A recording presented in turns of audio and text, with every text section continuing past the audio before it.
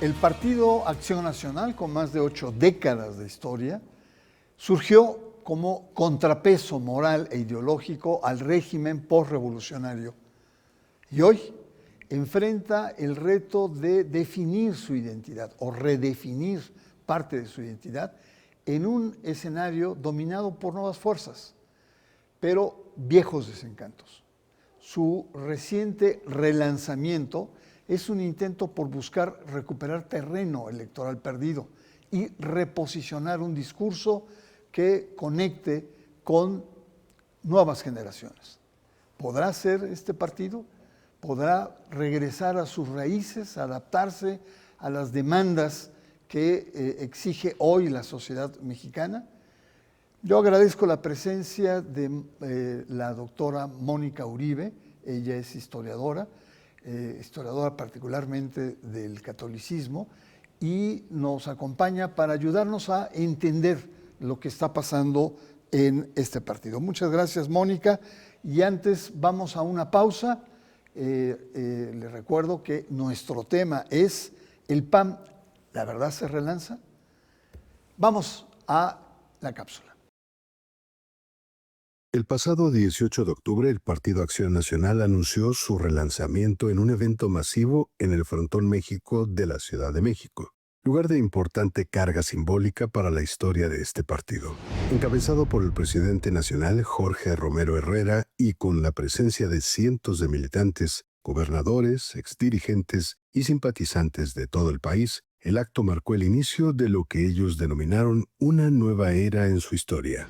El PAN, desde su fundación en 1939, fue el principal partido de oposición frente al PRI, y más adelante ante Morena. Sin embargo, tras años de crisis interna, alianzas contradictorias y derrotas electorales, la dirigencia nacional presentó una nueva imagen institucional y un logotipo renovado. Este rediseño, el primero en 37 años, anuncia el fin de la alianza con el PRI y una apuesta por recuperar la identidad propia del partido.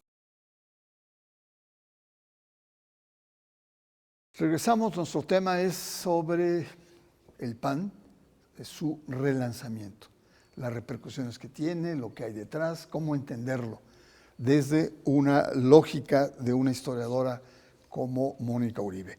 De entrada, Mónica, la primera lectura que haces de este evento, el PAN se relanza. Bernardo, muchísimas gracias por la invitación. Es un tema apasionante, la verdad. El Partido Acción Nacional, pues es el partido moderno del siglo XX mexicano. Es un partido interesante, sobre todo por dos razones que para mí son fundamentales. La primera es la oposición que tiene, no porque renieguen tanto de la revolución, hay que reconocer que mucha gente que participó en la revolución se integra al PAN. Igual de diferentes lugares, pero es una respuesta a la victoria de los sonorenses y es una respuesta a los que quedaron fuera.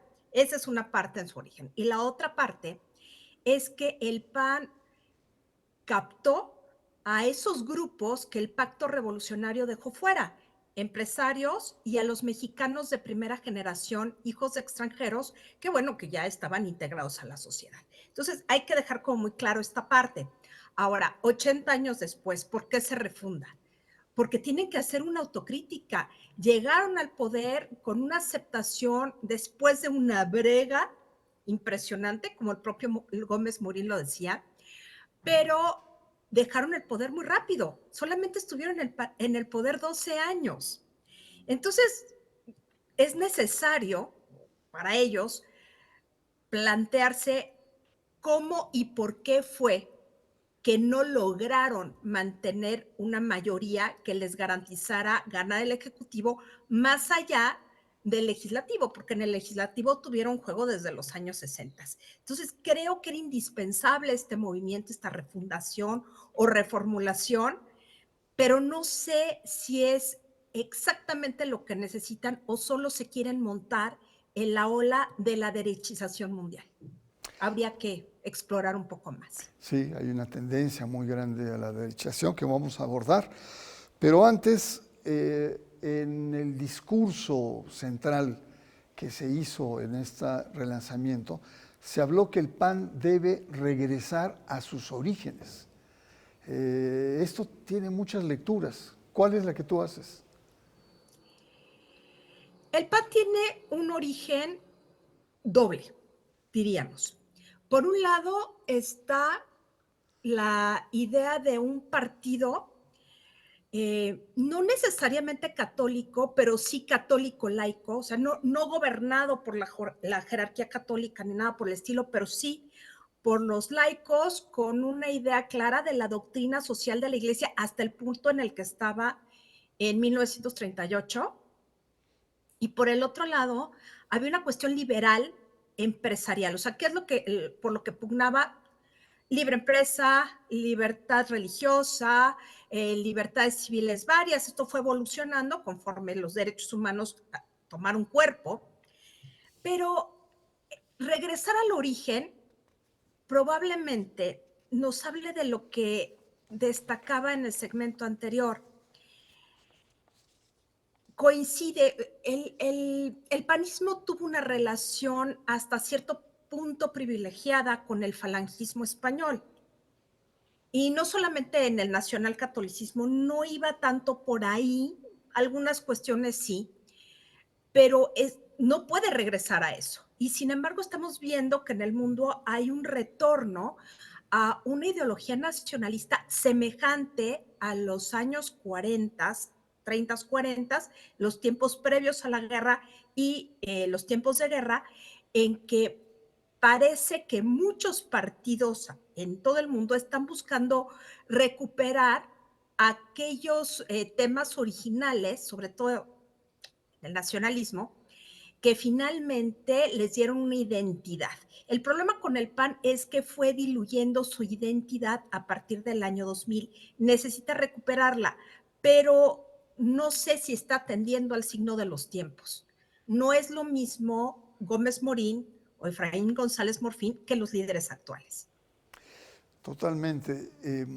En 2022, hace poquito, en noviembre, en un hotel de lujo en Santa Fe, hubo un encuentro de la CEPAC, esta asociación internacional de partidos, movimientos de ultraderecha, capitaneadas por Donald Trump desde entonces. Y ahí Verástegui, Eduardo Verástegui, un representante, digamos, más exquisito de la oferta de la ultraderecha, él cuestiona al PAN y le dice, señores, no se están dando cuenta que la historia se está virando a la derecha y ustedes tienen un discurso casi woke, ¿no? Quieren quedar bien con todos, ¿no? Centrista. Y les dijo partidito, me acuerdo muy bien, y no solamente partidito, sino un partidito que traiciona sus orígenes.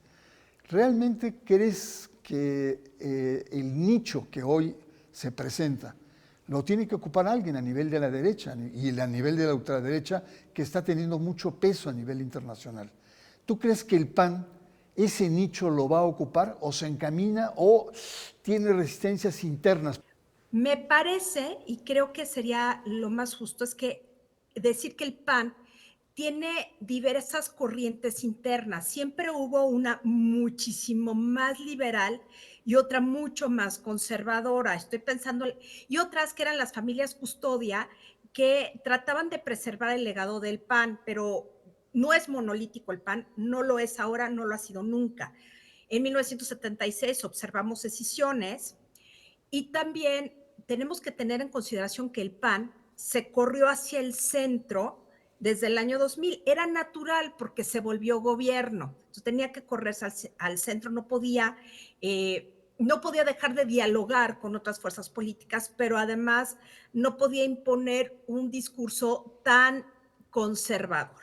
Entonces deja ese espacio lo que llamamos ultraderecha y ahora sale un nuevo grupo, nueva derecha, de un doctor Raúl Tortolero, que es militante del PAN, pero es muy conservador.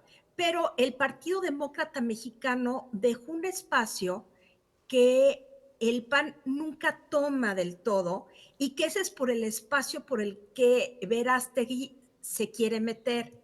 Ahora, cuando les dice que es un partidito, bueno, también por la herida habla.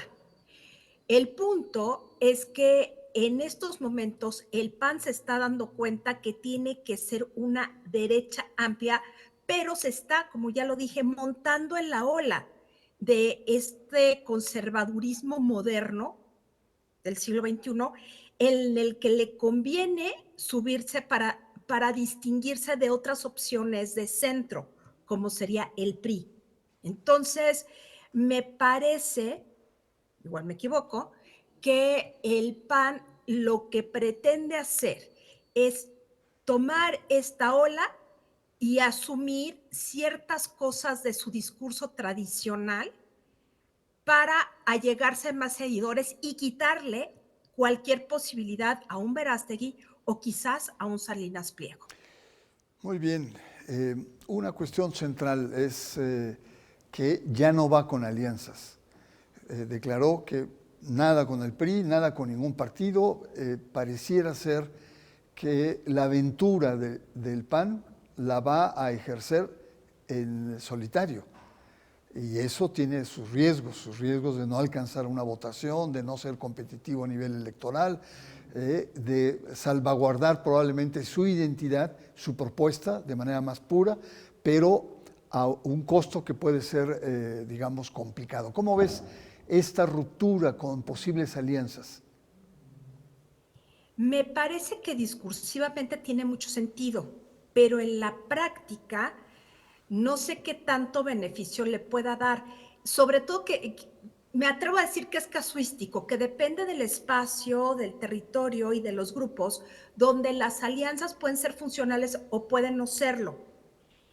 Creo que sí era necesario que mantuviera incólume su identidad y sobre todo se la pasó como oposición, la única oposición en algunas épocas del PRI, durante 40, 50 años, se ha peleado con el PRI en muchas ocasiones y ahora resulta que es más fuerte el miedo que el amor y se juntaron y no fue exitosa esta alianza.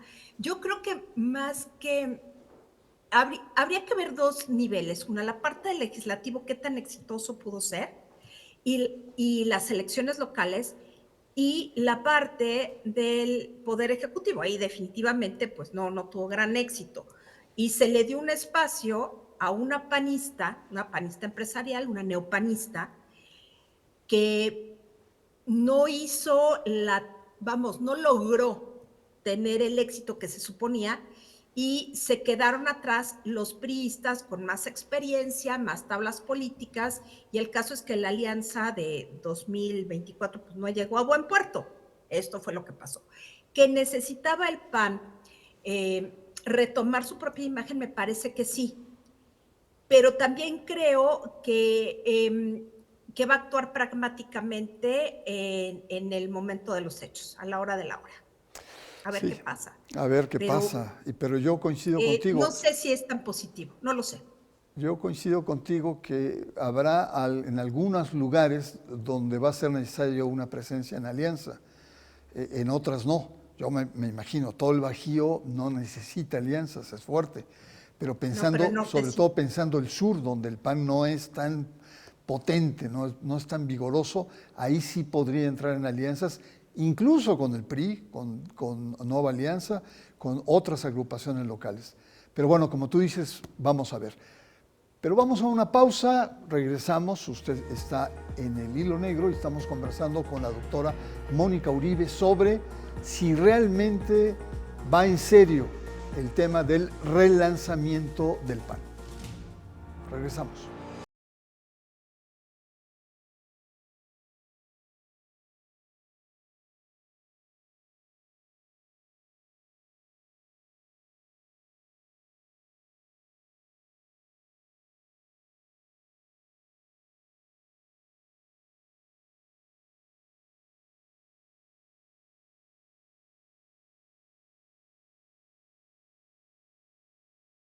Regresamos, estamos conversando con Mónica Uribe.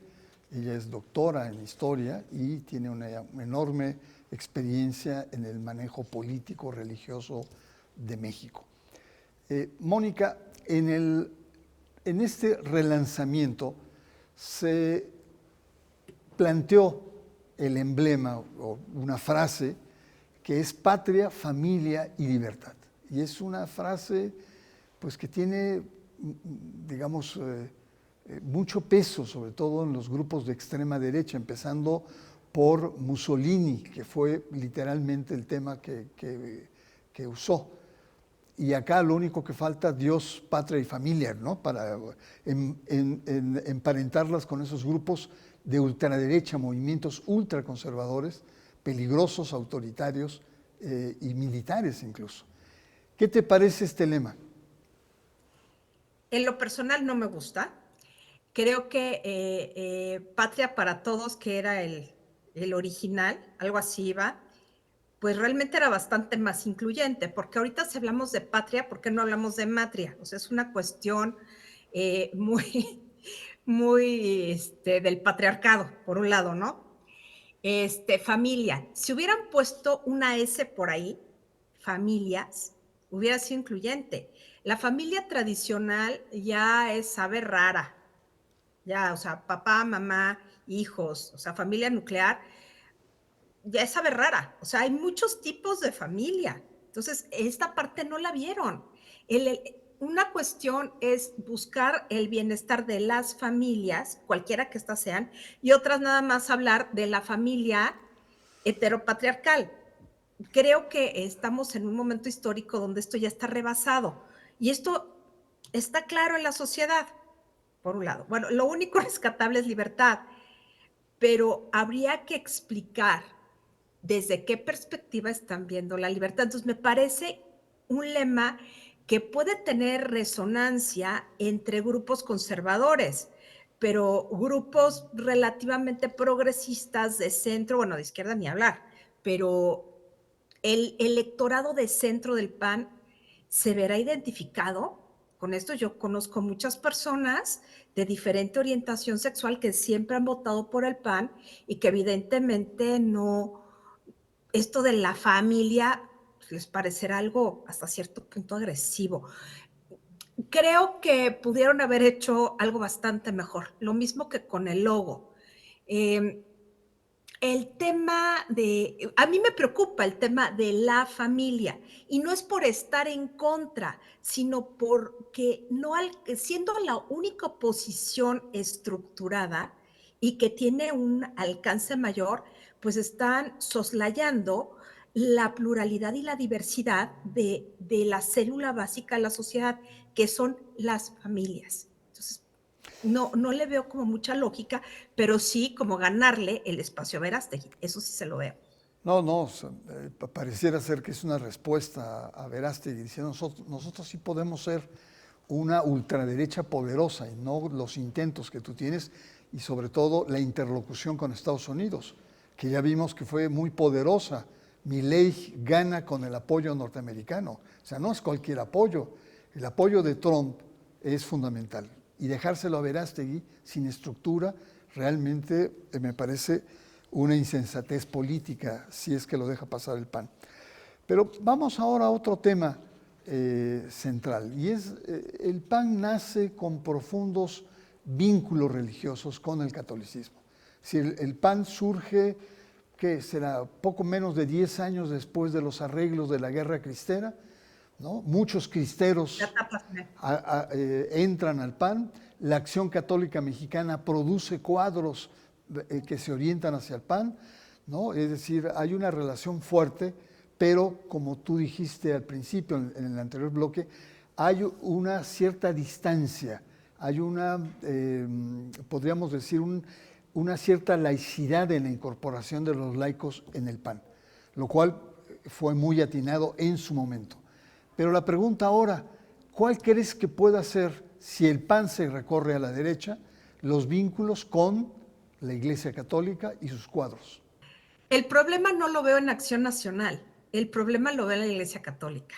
Es natural que en el momento que Acción Nacional vire hacia la derecha o se corra más a la derecha, va a buscar a la Iglesia Católica, es lógico.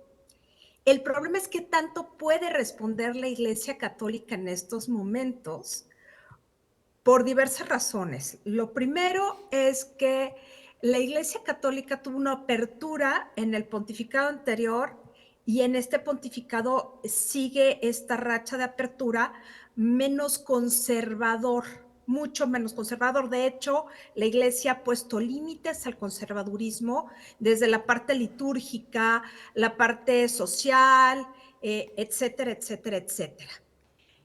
Y por el otro lado, la Iglesia Católica en México está de capa caída. Fue un actor muy importante hasta 2018. El gobierno, independientemente PRI o PAN, siempre le dio un espacio acorde al peso institucional y como grupo de presión. A partir de 2018, la Iglesia ha perdido este diálogo institucional con el Estado, con el gobierno, incluso ha sido víctima de cuántos ataques. No sé exactamente cuál es la cifra de sacerdotes asesinados de 2018 para acá, pero no es menor. Es un peligro ser sacerdote o religiosa en México actualmente. Pero la Iglesia tiene una apertura en estos momentos de centro y el PAN se está corriendo más hacia la derecha. Entonces, no sé qué va a pasar, aunque realmente tienen esta parte de poder dialogar y poder ayudarse. Ahora, no veo que la Iglesia tenga líderes en este momento, tampoco en el PAN, que puedan repetir la hazaña de Chihuahua 1986 y esos famosísimos talleres por la democracia. No lo veo, en este momento no lo veo.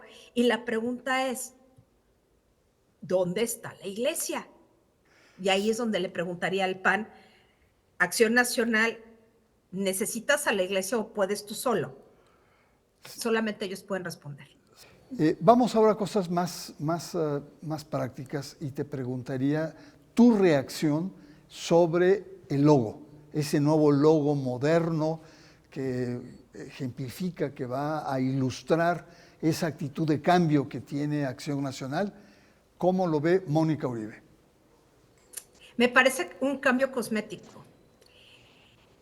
El logo de Acción Nacional es un logo que era muy moderno para 1938. El de ahora me deja, fíjate, te vas a reír lo que te voy a decir, pero me deja igual de fría que el cambio de logo de la Universidad Iberoamericana, que es mi alma mater. Los lobos que estaban de toda la vida terminaron como algo como de caricatura, como de Barbie. Y esta misma sensación me causó el logo del PAN. Lo veo posmoderno sin sustancia. Esa es la sensación que me da. Yo lo veo así. A lo mejor para los jóvenes es mucho más atractivo visualmente. Seguramente hicieron estudios de mercado de qué les podría funcionar.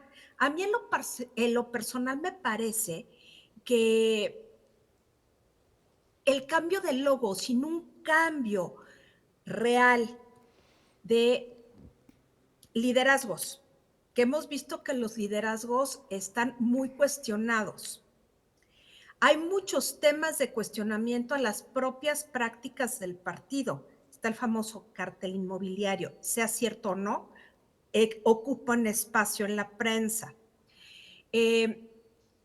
No sé qué tanto estén pensando en que estamos en un sistema político distinto.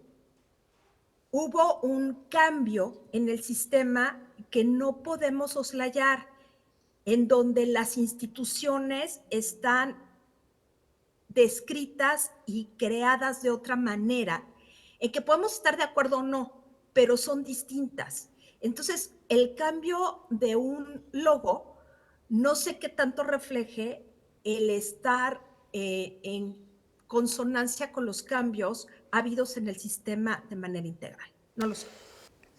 ¿Tú crees que un relanzamiento se puede hacer con gente totalmente distinta, nueva, fresca, con otra actitud? ¿O vamos a seguir viendo las estrellas de los últimos 7, 8 años? Lo deseable sería que aparecieran nuevos liderazgos, sobre todo al nivel local. Eso sería muy importante.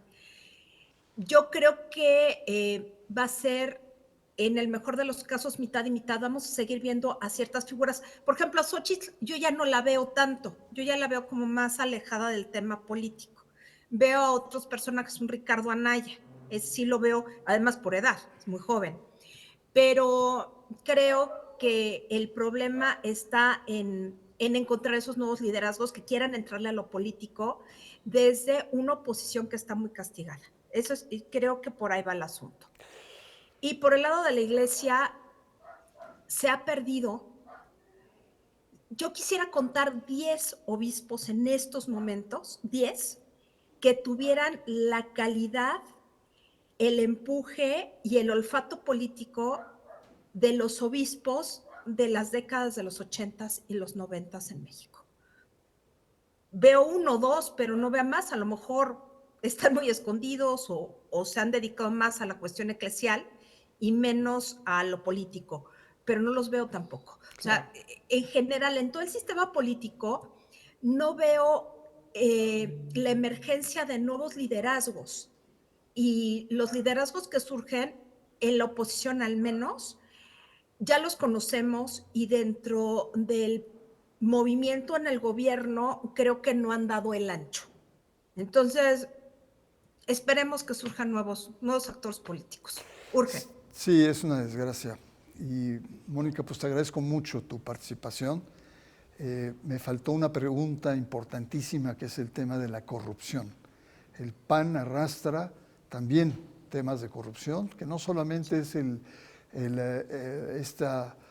tema inmobiliario, sino Anaya también, es una persona que tiene que rendir cuentas ante la justicia. Está el tema, en fin, de García Luna, ¿no?, de los hijos de Marta Sagún. En fin, hay una larga cadena de aspectos que también ensombrecen la actitud de los dirigentes actuales del PAN. Muchas gracias. Creo que es un tema de fondo que hay que ver, es decir, cómo los partidos están en oposición, necesitados de nuevas figuras, de nuevas facetas, de nuevos logos, pero sobre todo de un nuevo proyecto que no se ve claro en el PAN cuál es. El PAN carece, y todo pareciera indicar que ante la ausencia de un proyecto hay un corrimiento del PAN hacia la derecha y la ultraderecha. Pero bueno, con el tiempo vamos a ver qué decisión van a tomar. Gracias, Mónica, por estar aquí en el Hilo Negro. Y a usted también le agradezco su presencia, y no me queda más que invitarle a la próxima semana para ver otro tema central aquí en el Hilo Negro.